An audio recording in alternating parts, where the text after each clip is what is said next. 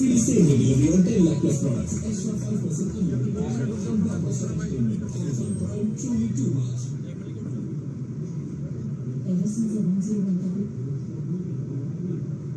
मेरे सभी परिवार एक बार फिर बात होगी, आज देश की फिर बात होगी, देश के लोगों के सामने 21वीं सदी के भारत में 21वीं सदी के भारत ऐसा हो रहा है, इतना ही ऐसा हो भारत की नींव जो विकसित भारत की नींव इस 23 अगस्त को ही इस 23 अगस्त को ही पहला नेशनल स्पेस डे आप सबने इस दिन को सेलिब्रेट किया, आप सबने इस दिन को सेलिब्रेट किया। चंद्रयान 3 की सफलता का जश्न, चंद्रयान 3 की सफलता का जश्न मनाया। इसी दिन पिछले वर्ष चंद्रयान के दिन जुड़ी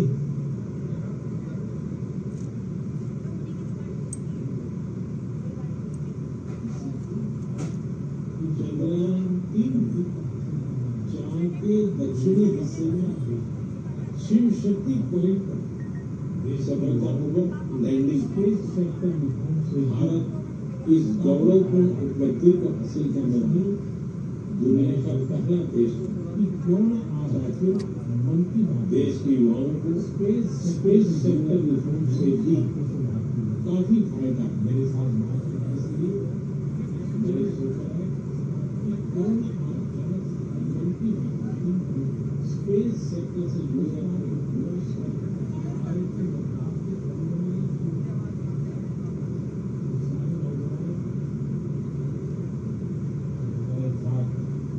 ऑनलाइन पर मौजूद है सूयस, देवी, दक्षी, किशन और प्रवीण। आइए इन युवाओं के अनुभवों को जानते हैं। हेलो, नमस्ते जी। नमस्कार सर। अच्छा साथियों, मुझे देखकर खुशी होती है कि IIT मद्रास के दौरान हुई आपकी दोस्ती आज भी मजबूती से कायम है।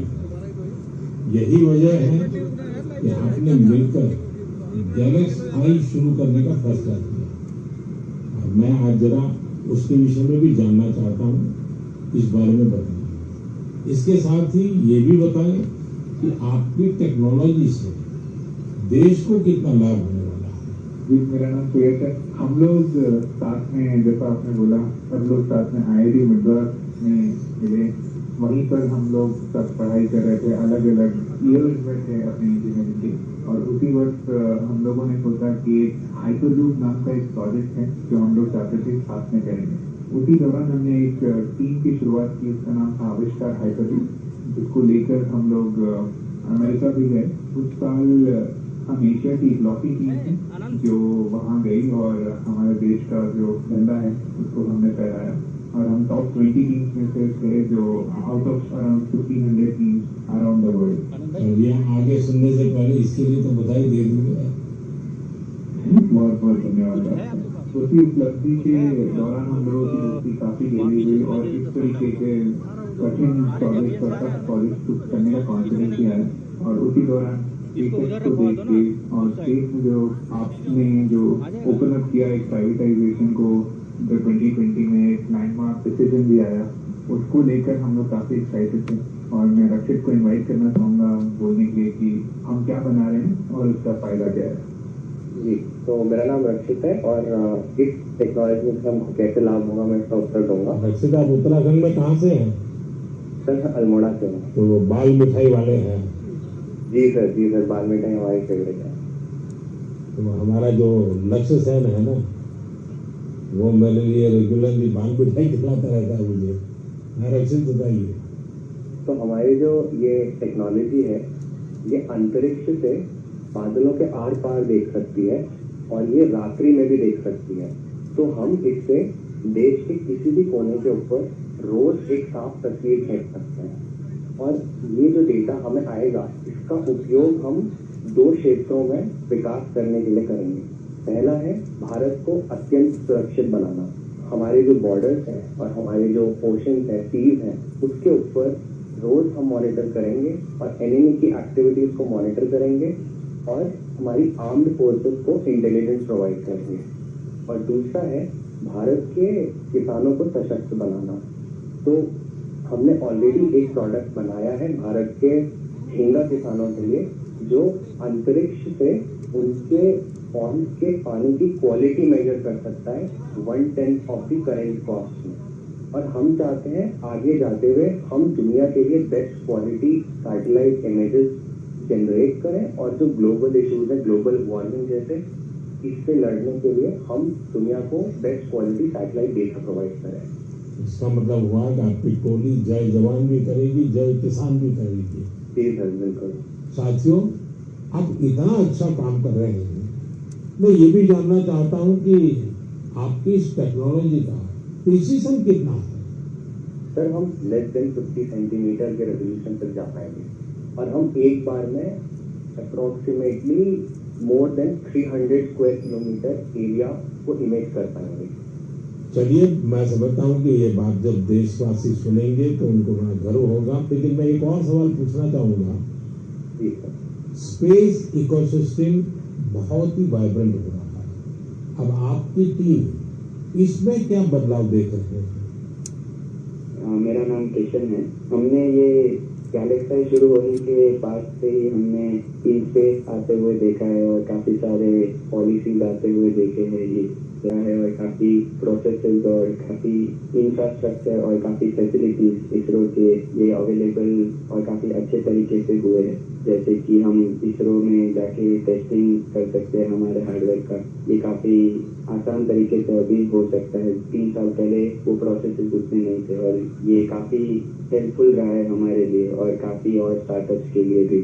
और रिसेंट FDI पॉलिसीज की वजह से और ये फैसिलिटीज अवेलेबिलिटी की वजह से और स्टार्टअप्स को आने के लिए काफ़ी इंसेंटिव है और ऐसे स्टार्टअप्स आके काफ़ी इजीली और काफ़ी अच्छे से डेवलपमेंट कर सकते हैं ऐसी फील्ड में जिसमें यूजुअली डेवलपमेंट करना बहुत कॉस्टली और टाइम कंज्यूमिंग रहता है।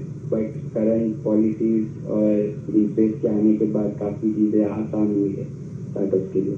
मेरे मित्र डेनियल चावड़ा तो इससे कुछ और बोलना चाहेंगे। बताइए सर। हमने एक और चीज ऑब्जर्व किया है। हमने देखा है कि जो इंजीनियरिंग के छात्र हैं उनकी सोच में बदलाव देखा है। वो पहले बाहर जाके हायर स्टडीज परस्यू करना चाहते थे और वहाँ काम करना चाहते थे और स्पेस डोमेन में। बट अब क्योंकि इंडिया में स्पेस इकोसिस्टम बहुत अच्छी तरीके से आ रहा है तो इस कारण वो लोग इंडिया वापस आके इस इकोसिस्टम के पार्ट बनना चाहते हैं। तो ये काफी अच्छा फीडबैक हमें मिला है और हमारे खुद की कंपनी में कुछ लोग वापस आके काम कर रहे हैं इसी वजह से।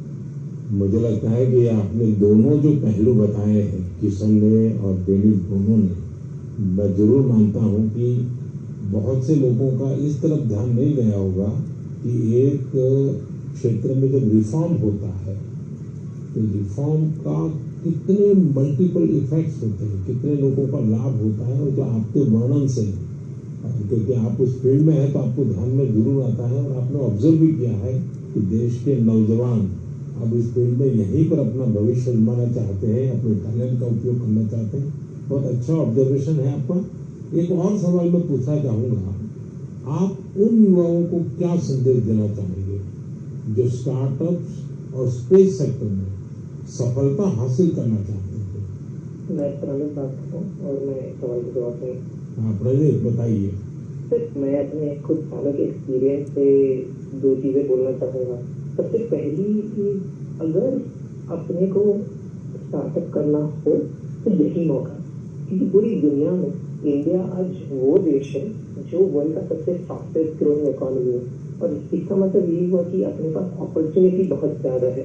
जैसे मैं 24 साल की उम्र में ये सोच के प्राउड फील करता हूँ कि अगले साल हमारी एक सैटेलाइट लॉन्च होगी जिसके बेसिस पे अपनी गवर्नमेंट कुछ मेजर डिसीजन लेगी और उसमें हमारा छोटा सा एक कंट्रीब्यूशन है। ऐसी कुछ नेशनल इम्पैक्ट के प्रोजेक्ट से काम करने को मिले, ये ऐसी इंडस्ट्री और ये ऐसा टाइम है, गिवन कि ये स्पेस इंडस्ट्री आज अभी तक स्टार्ट हो रही है। तो मैं अपने युवा दोस्तों को यही बोलना चाहूँगा कि ये अपॉर्चुनिटी ना सिर्फ इम्पैक्ट की बट ऑल्सो उनके खुद के फाइनेंशियल ग्रोथ की और एक ग्लोबल प्रॉब्लम सॉल्व करने की है। तो हम आपस में यही बात करते हैं कि बचपन में हम ये बोलते थे कि बड़े होकर एक्टर बनेंगे, स्पोर्ट्समैन बनेंगे या ऐसे कुछ चीज़ें होती थी। बट आज अगर हम ये सुने कि कोई बड़ा होकर ये बोलता है कि मुझे बड़ा होके एंटरप्रेन्योर बनना है, स्पेस इंडस्ट्री में काम करना है, ये हमारे लिए बहुत प्राउड मोमेंट है कि हम इस पूरे ट्रांसफॉर्मेशन में एक छोटा सा पार्ट प्ले करते हैं। साथियों, एक प्रकार से प्रणीत, ईशान, डेनिल, रक्षित, सुयश, जितनी मजबूत आपकी दोस्ती है उतना ही मजबूत आपका स्टार्टअप भी है। तभी तो आप लोग इतना शानदार काम कर रहे हैं। मुझे कुछ साल पहले IIT मद्रास जाने का अवसर मिला था और मैंने उस संस्थान के एक्सेलेंस को खुद अनुभव किया है। और वैसे भी IIT के संबंध में पूरे विश्व में एक सम्मान का भाव है और वहाँ से निकलने वाले हमारे लोग जब भारत के लिए काम करते हैं तो जरूर कुछ न कुछ अच्छा कंट्रीब्यूट करते हैं। आप सभी को और स्पेस सेक्टर में काम करने वाले दूसरे सभी स्टार्टअप्स को मेरी बहुत बहुत शुभकामनाएं हैं। और आप पांचों साथियों से बात करके मुझे बहुत अच्छा लगा। चलिए, बहुत बहुत धन्यवाद दोस्तों। Thank you so much. मेरे प्यारे देशवासियों, इस साल मैंने लाल किले से बिना पॉलिटिकल बैकग्राउंड वाले 1 लाख युवाओं को पॉलिटिकल सिस्टम से जोड़ने का आह्वान किया है। मेरी इस बात पर जबरदस्त प्रतिक्रिया हुई है। इससे पता चलता है कि कितनी बड़ी संख्या में हमारे युवा राजनीति में आने को तैयार बैठे हैं। बस उन्हें सही मौके और सही मार्गदर्शन की तलाश है। इस विषय पर मुझे देश भर के युवाओं के पत्र भी मिले हैं। सोशल मीडिया पर भी जबरदस्त रिस्पांस मिल रहा है। लोगों ने मुझे कई तरह के सुझाव भी भेजे हैं। कुछ युवाओं ने पत्र में लिखा है कि उनके लिए वाकई अकल्पनीय है दादा या माता पिता की कोई राजनीतिक विरासत नहीं होने की वजह से वो राजनीति में चाहकर भी नहीं आ पाते थे। कुछ युवाओं ने लिखा कि उनके पास जमीनी स्तर पर काम करने का अच्छा अनुभव है, इसलिए वे लोगों की समस्याओं को सुलझाने में मददगार बन सकते हैं। कुछ युवाओं ने यह भी लिखा कि परिवारवादी राजनीति नई प्रतिभाओं का दमन कर देती है। कुछ युवाओं ने कहा कि इस तरह के प्रयासों से हमारे लोकतंत्र को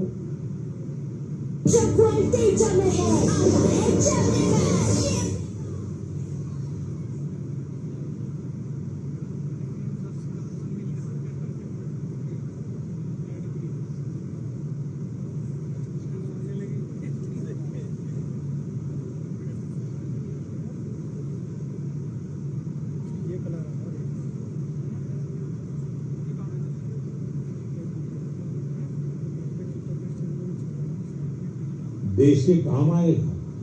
साथियों, स्वतंत्रता संग्राम के दौरान भी समाज के हर क्षेत्र से ऐसे अनेकों लोग सामने आए थे जिनकी कोई राजनीतिक पृष्ठभूमि नहीं थी। उन्होंने खुद को भारत की आजादी के लिए झोंक दिया था। आज हमें विकसित भारत का लक्ष्य पाने के लिए एक बार फिर उसी स्पिरिट की जरूरत है। मैं अपने सभी युवा साथियों को कहूंगा, इस अभियान से जरूर जुड़े। आपका ये कदम अपने और देश के भविष्य को बदलने वाला होगा। मेरे प्यारे देशवासियों, हर घर तिरंगा और पूरा देश तिरंगा। इस बार ये अभियान अपनी पूरी ऊंचाई पर रहा। देश के कोने कोने से इस अभियान से जुड़ी अद्भुत तस्वीरें सामने आई। हमने घरों पर तिरंगा लहराते देखा, स्कूल, कॉलेज, यूनिवर्सिटी में तिरंगा देखा। लोगों ने अपनी दुकानों, दफ्तरों में तिरंगा लगाया। लोगों ने अपने डेस्कटॉप, मोबाइल और गाड़ियों में भी तिरंगा लगाया।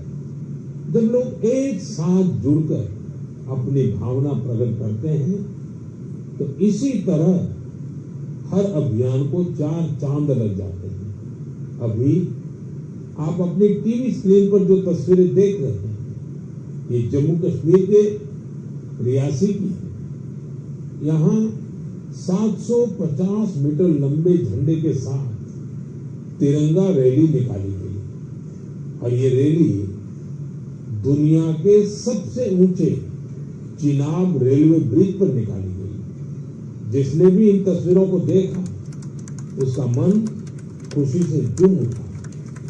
श्रीनगर के डल लेक में भी तिरंगा यात्रा की मनमोहक तस्वीरें हम सब ने देखी। अरुणाचल प्रदेश के ईस्ट कामेंग जिले में भी 600 फीट लंबे तिरंगे के साथ यात्रा निकाली गई। देश के अन्य राज्यों में भी इसी तरह हर उम्र के लोग ऐसी तिरंगा यात्राओं में शामिल हुए। स्वतंत्रता दिवस अब एक सामाजिक पर्व भी बनता जा रहा है। ये आपने भी अनुभव किया होगा। लोग अपने घरों को तिरंगा माला से सजाते हैं। स्वयं सहायता समूह से जुड़ी महिलाएं लाखों झंडे तैयार करती हैं। ई कॉमर्स प्लेटफॉर्म पर तिरंगे में रंगे सामानों की बिक्री बढ़ जाती है। स्वतंत्रता दिवस के अवसर पर देश के हर कोने, जल, थल, नभ, हर जगह हमारे झंडे के 3 रंग दिखाई दिए। हर घर तिरंगा वेबसाइट पर 5 करोड़ से ज्यादा सेल्फी भी पोस्ट की गई। इस अभियान ने पूरे देश को एक सूत्र में बांध दिया है और यही तो एक भारत श्रेष्ठ भारत है।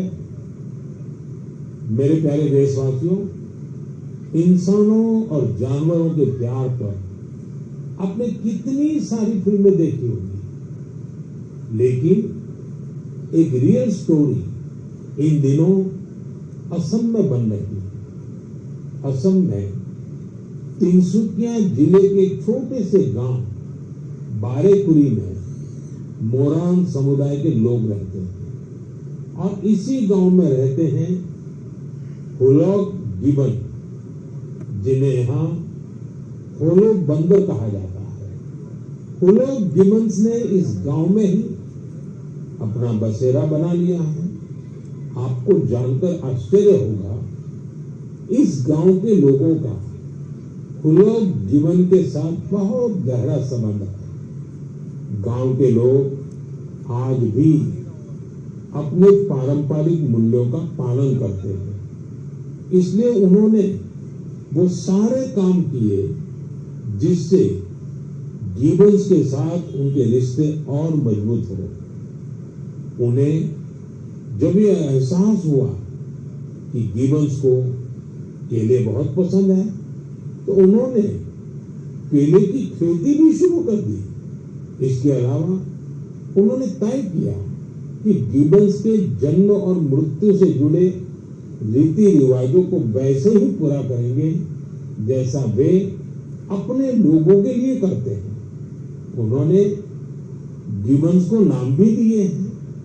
हाल ही में गिबन्स को पास से गुजर रहे बिजली के तारों के कारण मुश्किलों का सामना करना पड़ रहा था। ऐसे में इस गांव के लोगों ने सरकार के सामने इस मामले को रखा और जल्द ही इसका समाधान भी निकाल लिया गया। मुझे बताया गया है कि अब ये गिबन्स तस्वीरों के लिए पोज भी देते हैं। साथियों, पशुओं के प्रति प्रेम में हमारे अरुणाचल प्रदेश के युवा साथी भी किसी से पीछे नहीं है। अरुणाचल में हमारे कुछ युवा साथियों ने 3D प्रिंटिंग टेक्नोलॉजी का उपयोग करना शुरू किया है। जानते हैं क्यों? क्योंकि वो वन्य जीवों को सींगों और दांतों के लिए शिकार होने से बचाना चाहते हैं। नार्बम बापू और लीखा नाना के नेतृत्व में ये टीम जानवरों के अलग अलग हिस्सों की 3D प्रिंटिंग करती है। जानवरों के सींग हो, दांत हो, ये सब 3D प्रिंटिंग से तैयार होते हैं। इससे फिर ड्रेस और टोपी जैसी चीजें बनाई जाती हैं। ये गजब का अल्टरनेटिव है जिसमें बायोडिग्रेडेबल मटेरियल का उपयोग होता है। ऐसे अद्भुत प्रयासों की जितनी भी सराहना की जाए कम है। मैं तो कहूंगा अधिक से अधिक स्टार्टअप इस क्षेत्र में सामने आए ताकि हमारे पशुओं की रक्षा हो सके और परंपरा भी चलती रहे। मेरे प्यारे देशवासियों, मध्य प्रदेश के जाबुआ में कुछ ऐसा शानदार हो रहा है जिसे आपको जरूर जानना चाहिए। वहां पर हमारे सफाई कर्मी भाई बहनों ने कमाल कर दिया। इन भाई बहनों ने हमें वेस्ट टू वेल्थ का संदेश सच्चाई में बदल कर दिखाया है। इस टीम ने जाबुआ के एक पार्क में कचरे से अद्भुत आर्टवर्क तैयार किया है। अपने इस काम के लिए उन्होंने आसपास के क्षेत्रों से प्लास्टिक वेस्ट, इस्तेमाल की हुई बॉटल्स, टायर्स और पाइप इकट्ठा किए। इन आर्टवर्क्स में हेलीकॉप्टर, कार और तोपे भी शामिल हैं। खूबसूरत हैंगिंग फ्लावर पॉट्स भी बनाए गए हैं। यहाँ इस्तेमाल किए गए टायरों का उपयोग आरामदायक बेंच बनाने के लिए किया गया है। सफाई कामगारों की इस टीम ने रिड्यूस, रीयूज और रिसाइकल का मंत्र अपनाया है। उनके प्रयासों से पार्क बहुत ही सुंदर दिखने लगा है। इसे देखने के लिए स्थानीय लोगों के साथ ही आसपास के जिलों में रहने वाले भी यहाँ पहुंच रहे हैं। साथियों, मुझे खुशी है कि आज हमारे देश में कई सारी स्टार्टअप टीम भी पर्यावरण को बढ़ावा देने के लिए ऐसे प्रयासों से जुड़ रही है। ई कॉन्शियस नाम की एक टीम है जो प्लास्टिक वेस्ट का उपयोग इको फ्रेंडली प्रोडक्ट बनाने में कर रही है। इसका आइडिया उन्हें हमारे पर्यटन स्थलों, विशेषकर पहाड़ी इलाकों में फैले कचरे को देखकर गया। ऐसे ही लोगों की एक और टीम ने इको कारी नाम से स्टार्टअप शुरू किया। ये प्लास्टिक वेस्ट से अलग अलग खूबसूरत चीजें बनाते हैं। साथियों, टॉय रिसाइकलिंग भी ऐसा ही एक और क्षेत्र है जिसमें हम मिलकर काम कर सकते हैं। आप भी जानते हैं कि कई बच्चे कितनी जल्दी खिलौनों से बोर हो जाते हैं। वही ऐसे बच्चे भी हैं जो उन्हीं खिलौनों का सपना संजोए होते हैं। ऐसे खिलौने जिससे अब आपके बच्चे नहीं खेलते, उन्हें आप ऐसी जगहों पर दे सकते हैं जहां उनका उपयोग होता है। ये भी पर्यावरण की रक्षा का एक अच्छा रास्ता है। हम सब मिलकर प्रयास करेंगे तभी पर्यावरण भी मजबूत होगा और देश भी आगे बढ़ेगा। मेरे प्यारे देशवासियों, कुछ ही दिन पहले हमने 19 अगस्त को रक्षाबंधन का पर्व मनाया। उसी दिन पूरी दुनिया में विश्व संस्कृत दिवस भी मनाया गया। आज भी देश विदेश में संस्कृत के प्रति लोगों का विशेष लगाव दिखता है। दुनिया के कई देशों में संस्कृत भाषा को लेकर तरह तरह की रिसर्च और प्रयोग हो रहे हैं। आगे की बात करने से पहले मैं आपके लिए एक छोटी सी ऑडियो क्लिप प्ले कर रहा हूं।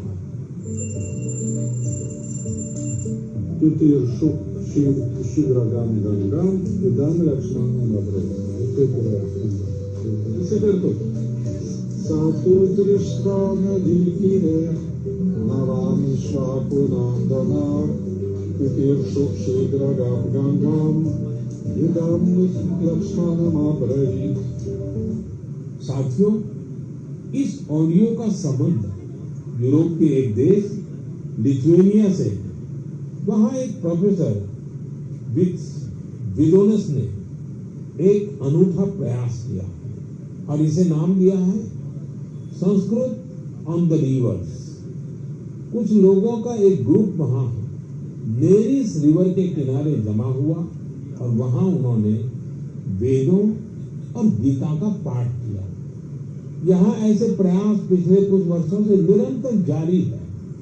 आप भी संस्कृत को आगे बढ़ाने वाले ऐसे प्रयासों को सामने लाते रहिए। मेरे प्यारे देशवासियों, हम सबके जीवन में फिटनेस का बहुत महत्व है।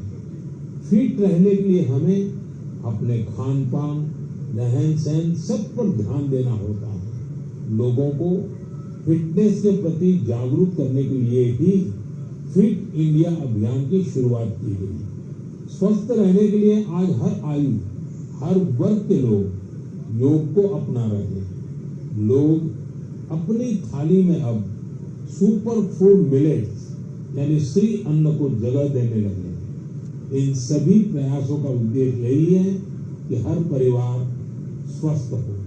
साथियों, हमारा परिवार, हमारा समाज और हमारा देश और इन सब का भविष्य हमारे बच्चों की सेहत पर निर्भर है और बच्चों की अच्छी सेहत के लिए जरूरी है कि उन्हें सही पोषण मिलता है। बच्चों का न्यूट्रिशन देश की प्राथमिकता है। वैसे तो उनके पोषण पर पूरे साल हमारा ध्यान रहता है, लेकिन एक महीना देश इस पर विशेष फोकस करता है। इसके लिए हर साल 1 सितंबर से 30 सितंबर के बीच पोषण माह मनाया जाता है। पोषण को लेकर लोगों को जागरूक बनाने के लिए पोषण मेला, एनीमिया शिविर, नवजात शिशुओं के घर की विजिट, सेमिनार, वेबिनार जैसे कई तरीके अपनाए जाते हैं। कितनी ही जगहों पर आंगनवाड़ी के तहत मदर एंड चाइल्ड कमेटी की स्थापना भी की गई। ये कमेटी कुपोषित बच्चों, गर्भवती महिलाओं और नवजात शिशुओं की माताओं को ट्रैक करती है। उन्हें लगातार मॉनिटर किया जाता है और उनके पोषण की व्यवस्था की जाती है। पिछले वर्ष पोषण अभियान को नई शिक्षा नीति से भी जोड़ा गया है। पोषण भी, पढ़ाई भी। इस अभियान के द्वारा बच्चों के संतुलित विकास पर फोकस किया गया है। आपको भी अपने क्षेत्र में पोषण के प्रति जागरूकता वाले अभियान से जरूर जुड़ना चाहिए। आपके एक छोटे से प्रयास से कुपोषण के खिलाफ इस लड़ाई में बहुत मदद मिलेगी। मेरे प्यारे देशवासियों, इस बार की मन की बात में इतना ही। मन की बात में आपसे बात करके मुझे हमेशा बहुत अच्छा लगता है। ऐसा लगता है जैसे मैं अपने परिवारजनों के साथ बैठ करके हल्के फुल्के वातावरण में अपने मन की बातें साझा कर रहा हूँ, आपके मन से जुड़ रहा हूँ। आपके फीडबैक, आपके सुझाव मेरे लिए बहुत ही मूल्यवान है। कुछ ही दिनों में अनेक त्योहार आने वाले हैं। मैं आप सभी को उनकी ढेर सारी शुभकामनाएं देता हूँ। जन्माष्टमी का त्योहार भी है। अगले महीने शुरुआत में ही गणेश चतुर्थी का भी पर्व है। ओणम का त्योहार भी करीब है। मिलाद उन नबी की भी बधाई देता हूँ। साथियों, इस महीने 29 तारीख को तेलुगु भाषा दिवस भी है। ये सचमुच बहुत ही अद्भुत भाषा है। मैं दुनिया भर के सभी तेलुगु भाषियों को तेलुगु भाषा दिवस की शुभकामनाएं देता हूँ। प्रपंच व्याप्तंगा उन्न तेलुगु वारिधि तेलुगु भाषा दिनोत्सव शुभाकांक्षलु। साथियों, मैं आप सभी से बारिश के इस मौसम में सावधानी बरतने के साथ ही कैच द रेन मूवमेंट का हिस्सा बनने का भी आग्रह दोहराऊंगा। मैं आप सभी को एक पेड़ मां के नाम अभियान की याद दिलाना चाहूंगा। ज्यादा से ज्यादा पेड़ लगाएं और दूसरों से भी इसका आग्रह करें। आने वाले दिनों में पेरिस में पैरालंपिक शुरू हो रहे हैं। हमारे दिव्यांग भाई बहन वहां पहुंचे हैं। 140 करोड़ भारतीय अपने एथलीट और खिलाड़ियों को चीयर कर रहे हैं। आप भी #cheer4Bharat के साथ अपने खिलाड़ियों को प्रोत्साहन दीजिए। अगले महीने हम एक बार फिर जुड़ेंगे और बहुत सारे विषयों पर चर्चा करेंगे। तब तक के लिए मुझे विदा दीजिए। बहुत बहुत धन्यवाद। नमस्कार।